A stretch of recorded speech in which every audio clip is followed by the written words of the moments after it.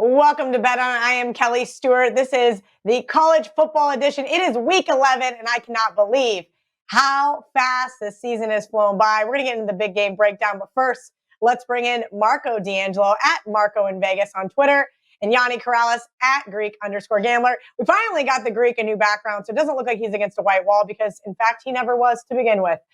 Now that I'm over 500, I got a background. I had to get one game over 500. Good. I'm glad we got you upgraded because we're looking forward to those goals. We're looking forward to the barking dog, some of these spots for the show where we can make some absolute money. I'm not sure this is a spot, though. We've got a big game in the Big 12, Oklahoma, 5.5-point favorite at Baylor, total 62.5. Marco, I feel like this right here is one of those spots that you're going to come out of the gate and say, this is a bubble burst game. Baylor was handed their first loss, thankfully, by TCU last week. Help me save some face and cash a ticket. Well, Kelly, you know what? I'm going to tease you a little bit and say it's going to be in another segment. I'm going to hold my analysis for you, and I'll tell you why it's not a bubble burst game. That'll be up in the barking dog segment. So you know I'm going to be on Baylor, but I'll tell you why in a little bit. All right. VR, we know that some of your specialty is getting great information. You get ahead of the market, and also you get a sneak peek in the background of some really major player accounts. Have you seen anything in regards to this game? Yeah, I saw some Baylor +6 from a sharp player. Again, it wasn't betting syndicate action, and that's why you didn't see the steam come in and it moved down to 5, 4.5 type of movement. And I'm not sure you're going to get that betting syndicate action unless this line goes back up because they look for those key numbers. Bottom line is this for this game. I haven't bet it yet, but I like the Baylor side. And if it was 7, I would have fired already. If it gets back to 6, maybe I'll pull the trigger. I don't know if I'll get to the window. Truth is, I've only gotten to the window with 2 college football games so far this week. I'll share a bunch of information with you. And I think with the NFL, the same thing. Because with college basketball here, and you see the volatility in the line moves, that's why all the major betting syndicates and wise guys are betting college basketball right now. When you see volatility, that's where there's value. When lines don't move, there's not much value for these guys to pounce on. When you see line moves of 5, 6 points, rest assured that volatility, they are eating that up. Now, back to this game, it's this simple. You got 2 teams with opposite motivations, and you have to assess that this time of year. Oklahoma, they want to stay perfect. That's their only goal right now. Don't lose a game. It isn't the cover. It isn't really even style points. Stay undefeated, and things should take care of themselves. On the flip side, Baylor's got their losses. Their goal is now what games matter? Can we play spoiler? And this is a game where you could definitely play spoiler. And they're coming off a TCU loss as 7.5-point favorites. So they're going to be a little undervalued. And that's what I'm seeing here. I think there's some value on the Baylor side. And even when you look at the metrics, these teams are as evenly matched as possible. It's going to be, can one defense stifle the other offenses run a little bit? Because both these teams run the football very well. And can one of the defenses step up? And where I think Baylor has the advantage is they protect their quarterback. That offensive line, they do not give up many sacks at all. And if Oklahoma can't get to the quarterback, I think their passing game will have more success also. I like Baylor plus the points. Haven't bet it, though, but that's the side I like. I like it. I'm here for all the upsets. And you know when I'm not upset? That's right. When my guy, Ralph Michaels, comes on the show, the stat daddy, the king of TNA, the man with all the charts, Ralph Michaels, welcome to Bet On It. Ralph, the man with the pen. All right, Ralph, it is week 11 of college football. That means we've seen some bubbles burst. Some teams aren't going to the college football playoffs, and some teams aren't even going to a bowl game. Let's talk about records. Cal, that's a great point. And it's something I don't think a lot of people think about, records in college football. And are they important? Do teams react differently? Well, we know the standout is 7 losses, because if you hit 7 losses, your goals are shattered.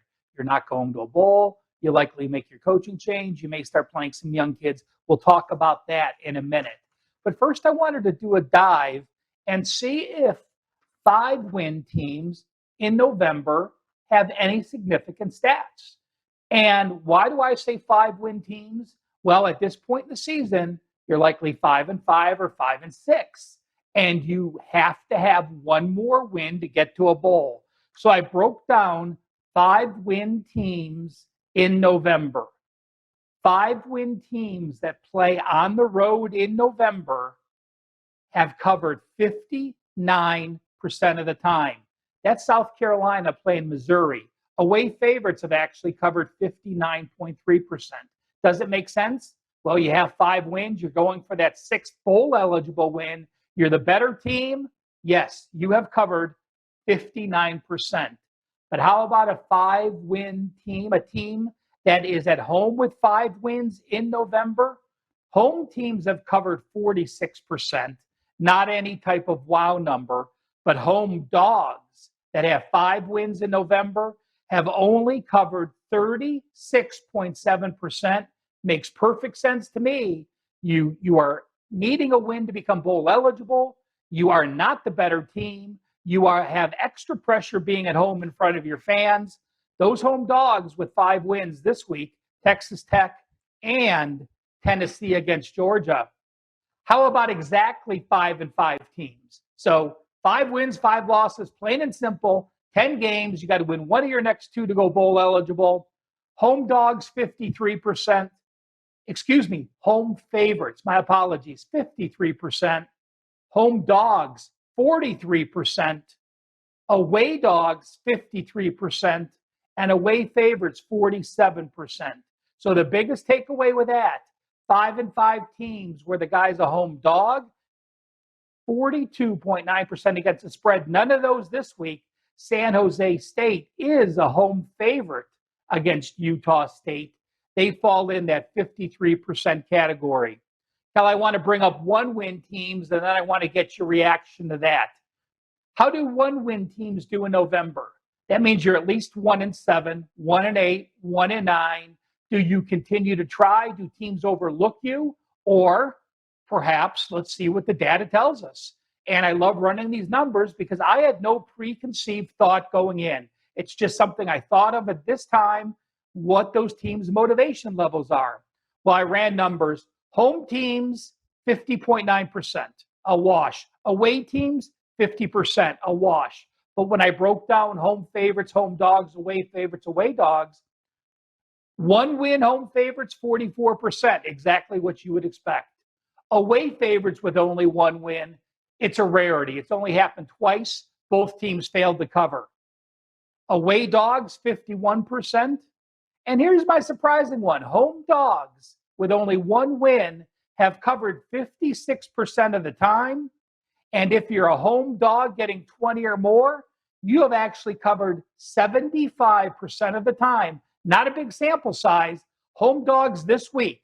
Tulane against Tulsa. We have UNLV Hawaii, Arizona against Utah, and then some of those away teams that have our 1 win. Kansas getting 30.5 against Texas, FIU plus 10 against Middle Tennessee, Southern Miss plus 33 at UTSA. So does the 1 dog number, does the 1 win number, or the 5 win number, anything up to you, Kelly, that surprises you? Or were you thinking that with those 5 win teams?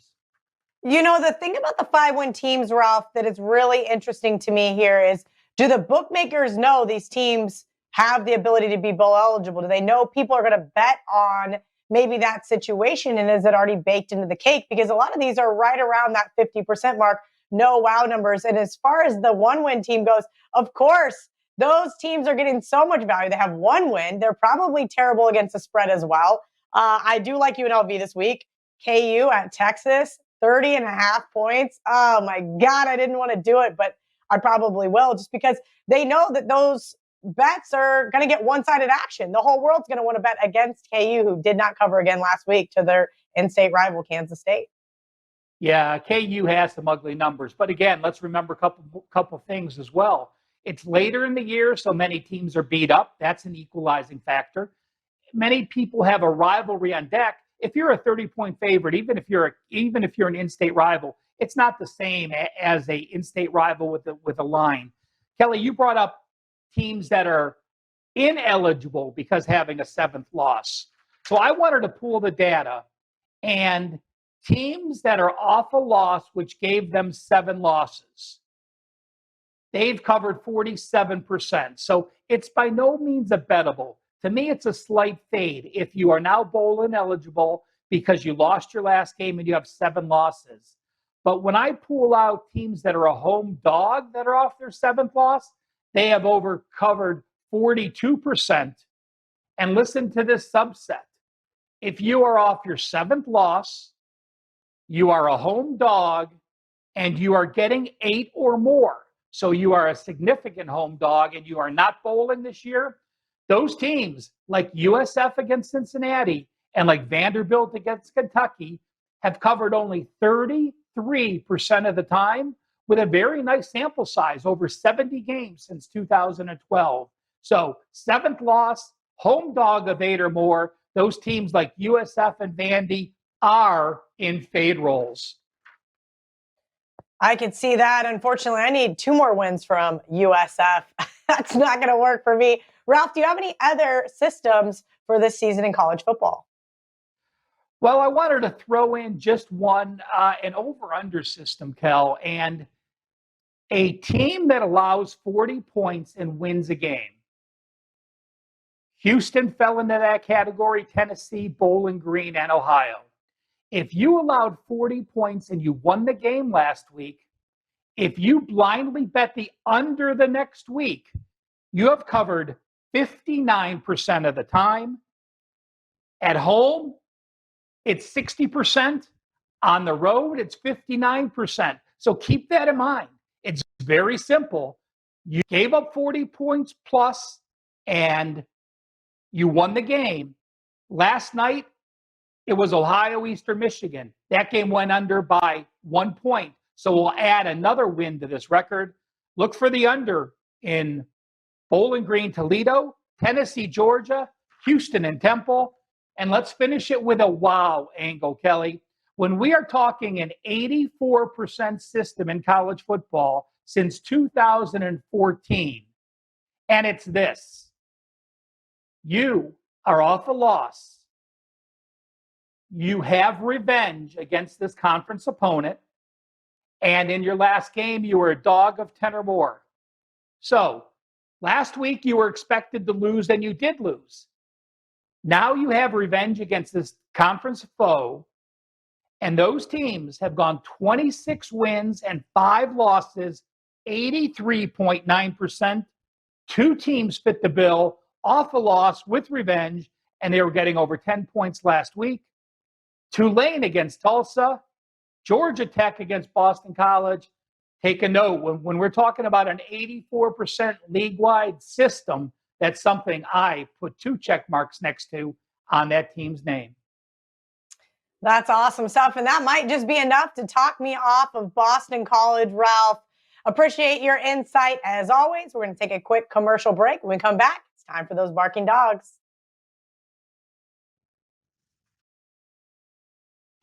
Why pay regular price when you can save money on every purchase with WagerBucks at both WagerTalk and Sports Memo? WagerBucks are now eligible for use on not just daily, 3-day, and 7-day passes, but all long-term and seasonal packages up to 1 full year. There are tons of options available for every budget and size of bettor, from as low as $90 gets $100, all the way up to $3,500 gets you $5,000. Save every day on every pick you buy with WagerBucks. Each and every Monday is $9 Monday at WagerTalk.com. All daily picks packages are priced at only $9, including $40 5% best bets.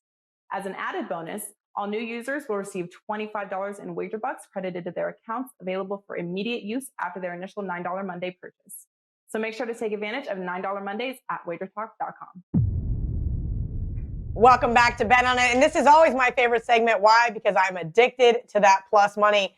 Are the dogs barking this week? It has been slim pickings on my end. My 3-team parlay is going to be really hard to find 3 dogs that I love outright. Let's see if we can't bring the guys in for a little help. Marco, I'm going to go to you first here. Who is your barking dog for week 11 in college football? Well, Kelly, I teased it a little bit in the last segment, and it is Baylor plus the 5.5 in this one. And Kelly, last week when I gave out TCU to my clients is my upset shocker. And, a lot of people thought I was crazy with the play. They fired the coach and everything else. Well, that was part of it. We like to take those teams that got turmoil because we've seen it earlier in the year. If you remember when Southern Cal abruptly fired their coach during the week, they ended up going out and winning big that week. But this was all about Baylor and the sandwich they were in. And, we talk about sandwich situations with teams, but that was a huge one because it was a Texas-Oklahoma sandwich.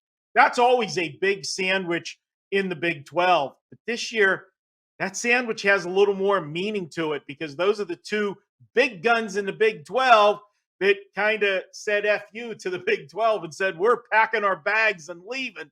So Baylor is looking ahead. They took care of business with Texas, and now they want to do the same with Oklahoma. Oklahoma comes in here, and I'm going to tell you, Oklahoma, believe it or not, this team has only had a couple true road games. They had the game in Texas, which is a neutral site, but their only other two road games so far was at Kansas State and at Kansas. They won those games, but they didn't cover either one of those. And the Texas game, if you remember, I know my buddy Ace remembers that game well. Oklahoma was down 18 and come all the way back in that one to get the win and the cover. So that's when they changed quarterbacks. And that has been the difference for Oklahoma. But I don't think it's going to matter today. I like Baylor, and I like this defense. Teams don't play a lot of defense in the Big 12, but Baylor is one of those teams that do.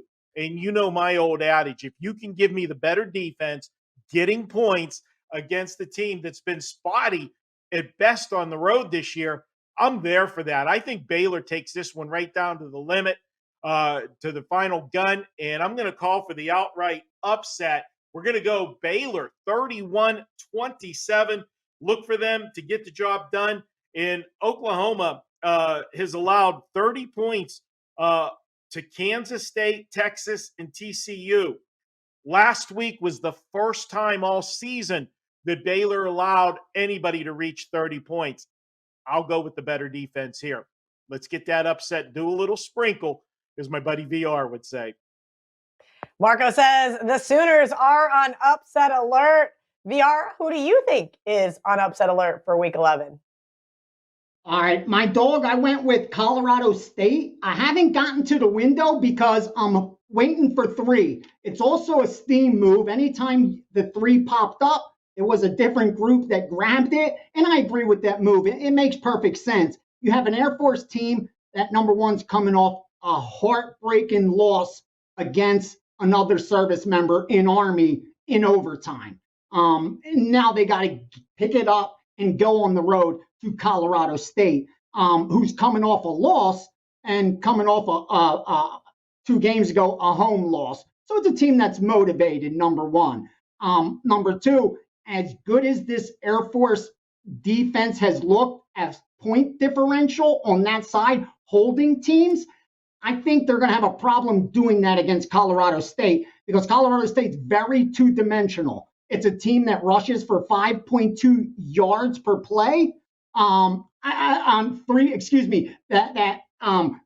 for 3.8 yards per play and throws for 7.1 yards per pass attempt. They're running the ball and they're passing the ball.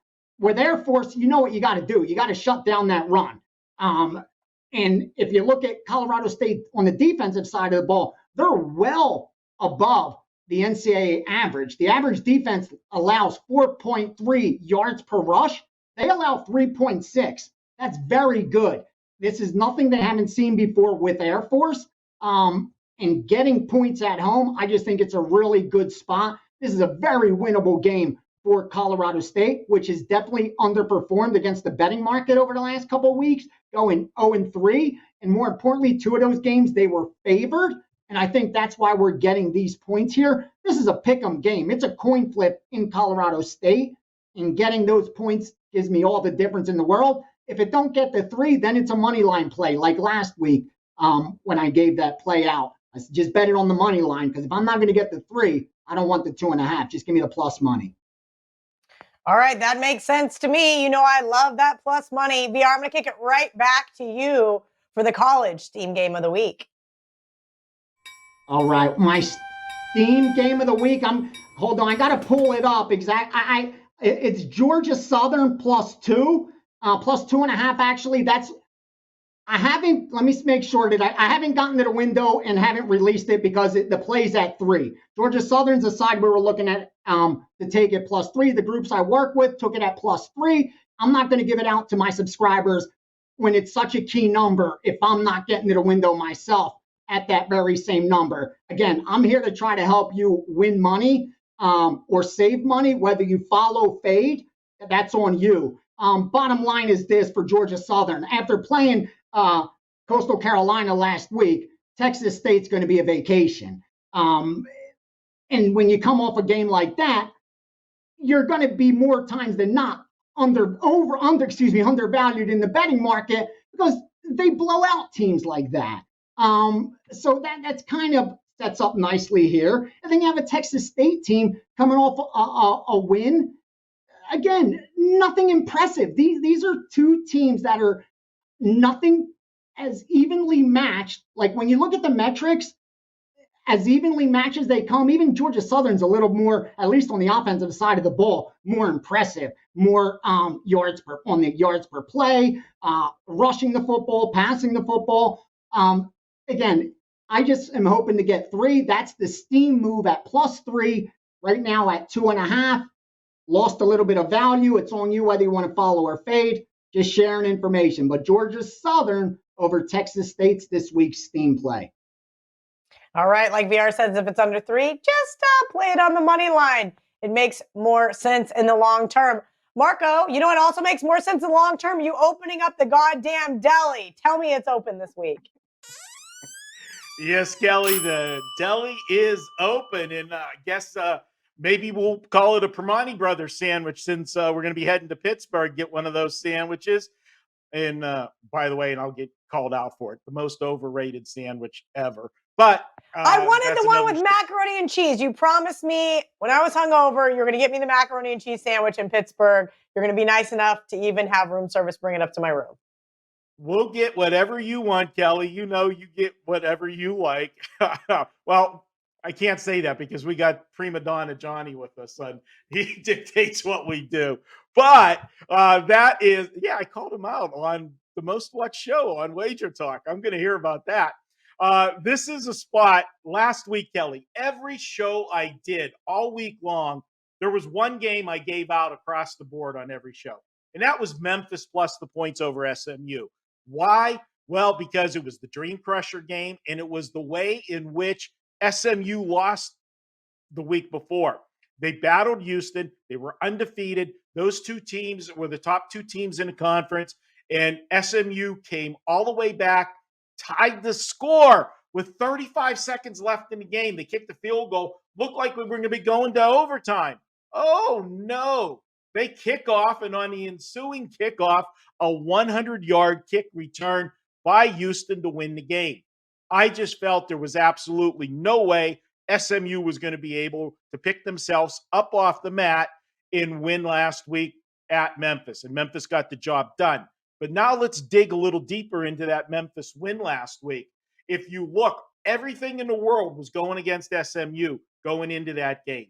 Then we look at the stats from that game, and SMU had 3 turnovers. So Memphis, with the situation in their favor, and they were +2 in the turnover margin, still only won 28-25. That's not a good sign. What else is not a good sign is let's look at the sandwich spot. I talked about the top 2 teams in the conference. They're SMU and they're Houston. Well, Memphis just beat SMU. Let me take a little gander at the schedule. Holy shit, they play Houston next week. You want to talk about the sandwich spot? You got a Memphis team all fat and sassy. They're going to look right past this East Carolina team. I got East Carolina plus the points. It's a sandwich. It could have been a barking dog too. It's a sprinkle candidate. You got it. East Carolina plus the points. Marco, that may be a game that's going to be in my parlay, and I want to preface that now because I don't want anybody saying that I stole Marco or VR's plays for my Barking Dogs. I always give credit where it's due, like that big L from Louisiana Tech a couple weeks ago, Marco. All jokes aside, look, we do the show together. Sometimes your juices get flowing in your brain. ECU is right here already in the middle of my dog list, so nobody tell me otherwise. That being said, we're going to take a quick commercial break. When we come back, you can find out what my favorite dog is for this week in college football. Sign up for the free WagerTalk text club to gain access to free plays and exclusive discounts. Just text WagerTalk to 33222 to sign up and get a $10 coupon to use on WagerTalk.com. Tuesdays is known as $2 Tuesdays at WagerTalk.com and SportsMemo.com, where you can get the hottest handicappers' best bet or daily package for only $2. Welcome back to Bet On It. It's time for Best Bets, and in Bet On It fashion, I always get to go first, even though I might not be quite the lady that Twitter wants me to be. That being said, I'm going to take Minnesota plus 5.5. That's right. I'm going to the well with one of my favorite coaches, PJ Fleck, who just signed a big-time contract. And you know what he did right after that? He lost as a double-digit home favorite. This is a Minnesota team that is just getting a little overlooked here and more of a play against Iowa. This is an Iowa team I bet against a couple of weeks ago with Purdue. And I told you guys it was a play against Iowa. They were getting way too much value in the marketplace, and they still are. How the mighty have fallen. Remember when this team was number 2 in the country? What a joke. Sorry, Iowa fans, but this is Minnesota's game to lose. I think you get the most from this team. I know you guys have that top-ranked D, but your offense has been so lackluster, and I think we see more of it again this week. Again, Minnesota, not exactly ideal last week, but it gives us that little bit of extra points for this week. It was 6, now down to 5.5. I don't think you need the points. Minnesota on the money line. Marco, the birthday boy, let's see what you got for this week in college football. Well, Kelly, you may not be the lady that Twitter wants you to be, but I'll tell you what. I noticed how you slid that in the last segment. You're just like a wife. Make one mistake, Louisiana Tech, and you let me hear about that. Never forget. Yes, you got that down just right. Let's go to and how many weeks ago was that? That's why I thought it was funny. Listen, Marco, all jokes aside, I thought it was funny that somebody was like, oh, you're still Marco's plays. And then somebody else was like, oh, VR stole your Memphis pick. I'm like, no, I agreed. If you watch the show, I agreed with VR. I said Memphis was on my long list. And the reason why I didn't put it in my parlay is because VR gave it out. But I did give it out as well. It's just one of those funny things where I just like to poke some jabs at some of the guys in the comments. I know, money can't buy you class. Somebody tweeted that the other day and I just laughed my ass off. And I said, I've always just been one of the guys. So the fact that ladies get to go first here is pretty comical to me. It is. And, into all those, people out there that love to make things about, who got this play, who got. Hey, we do a show. We've been doing this for 3-4 years now together.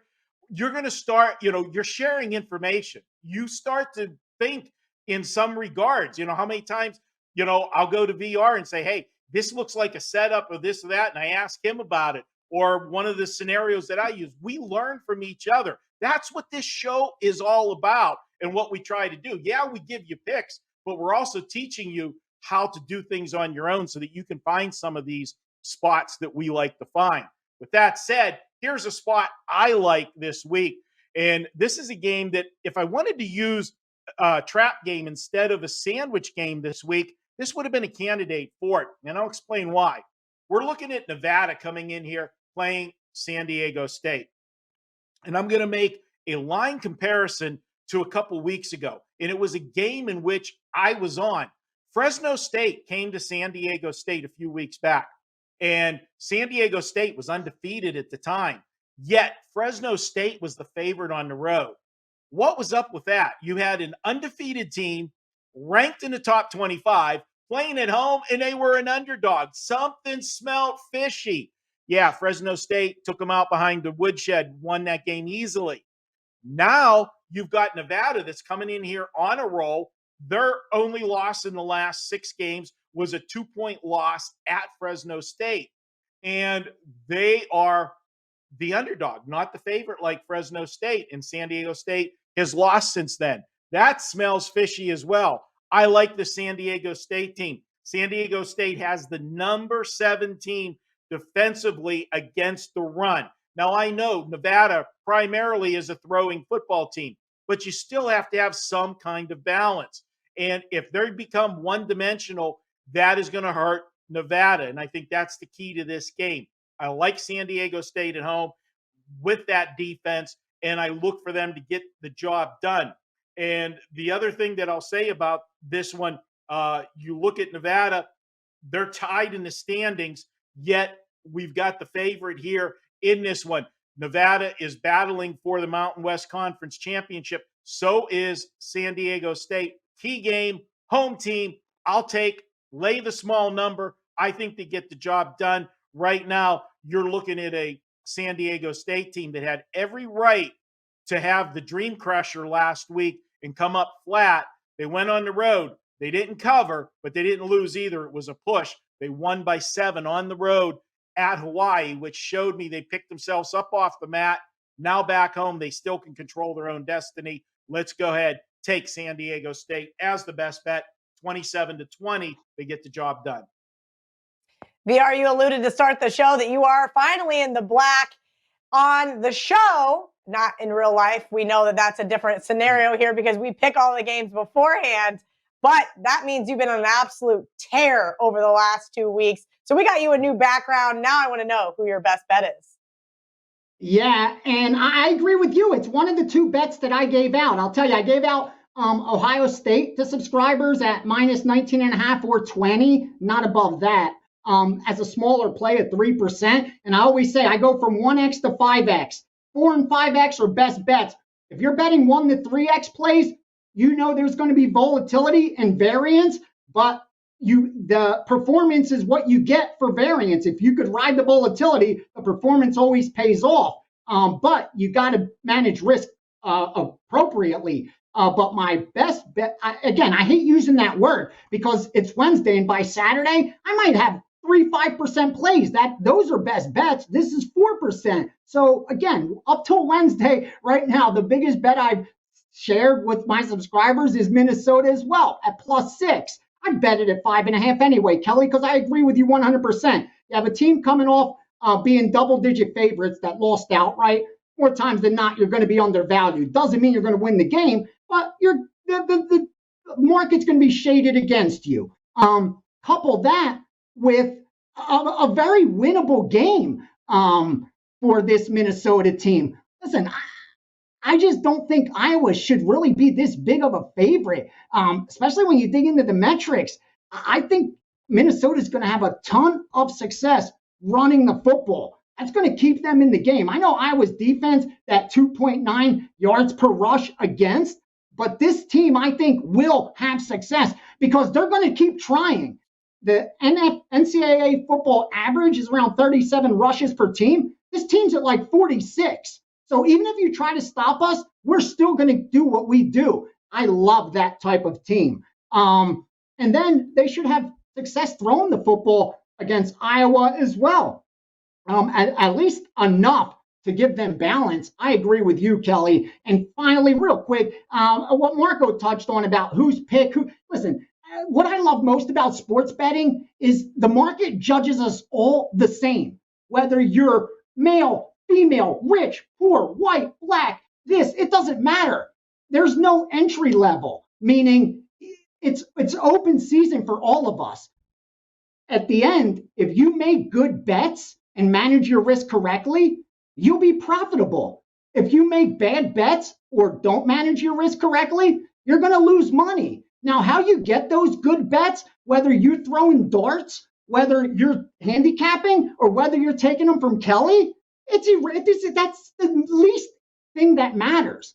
What matters is you getting in a window with winning information and profiting from it. I mean, that's just nonsense to me. So again, that's what I love about sports betting, because next year, Starling's bringing out their IPO. You know what you need to get down on that? You need to have $10 million minimum. And even then, they probably won't let you in. Sports betting isn't like that. You come to Vegas with $100. If you could beat these guys within the month, they're going to show you respect. And for me, that's why I say that nonsense, that blah, blah, blah, who took this, who did that, who gave it first, that's all bullshit. If you're going to back that opinion with your cash, it's your pick. How you came up with it, hey, who gives a shit? At the end of the day, if you're backing it with your money, that's your pick. So I took it from Kelly, and that's why I'm using it. So it's Kelly's pick. If it loses, VR did not. I want to reiterate. VR did not take it from me. I did not know. Yeah, if it loses, blame me. I did not know that VR and I were going to be on the same side, though. It does make me really, I actually really saw happy. yours first. You sent yours in first. I'll tell the truth. And where we put in our plays, Kelly had already given Minnesota as her best bet. Like, no, so no one could even say. I even saw that you had given it. I had given it to subscribers, but you didn't know that.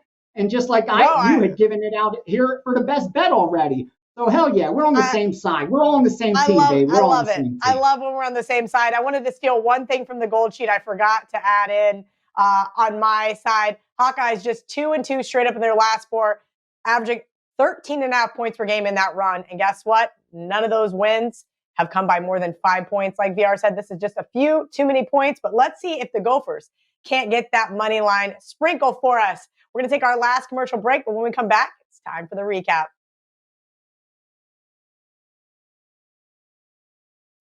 Have you checked out all the new handicappers at WagerTalk? If not, here's your chance. You can take 50% off your first daily or 3-day all-access purchase at WagerTalk using coupon code TRYWT.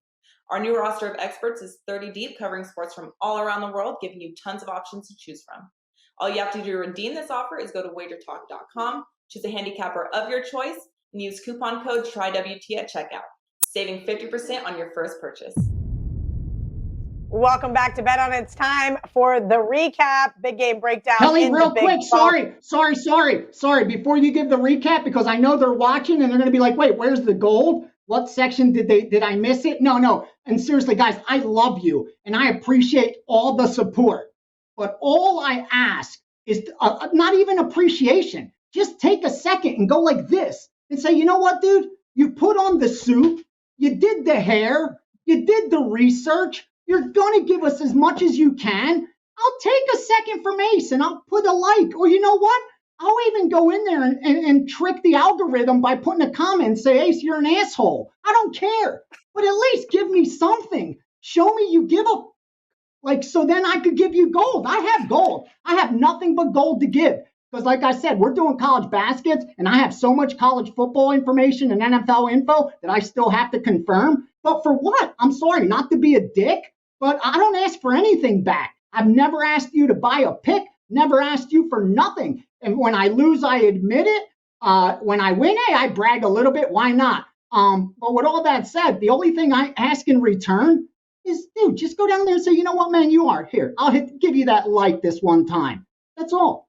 So I'm going to check next week. You do right by Ace. Ace does right by you. It's that simple. The NFL show did right by me last week. They're going to get a little bit of gold. They could have done a lot better, but they'll get a little bit. But it's on you. You let me know how much you want, and I'll just give it away. Because today I had a little Chilean soccer, and the one team, I swear to God, their name is, you're going to die laughing, is Colo Colo, CLLO.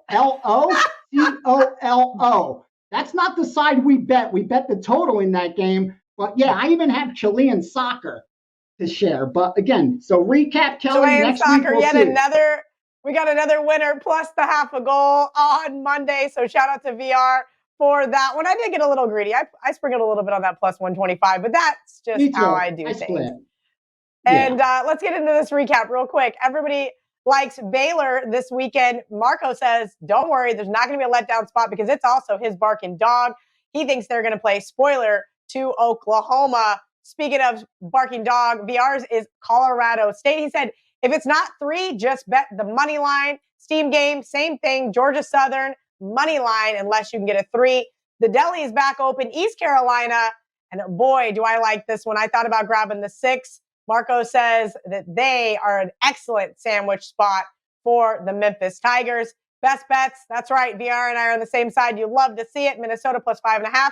And Marco said this could have doubled as a trap game with Nevada. That's right. You want to take laid the 2.5 with San Diego State. Thank you guys for hanging out with us each and every single Wednesday. From Marco, VR, Ralph, and myself, and our lovely producer, Dan. Shout out to him. He never gets any recognition. Till next week, let's bet on it.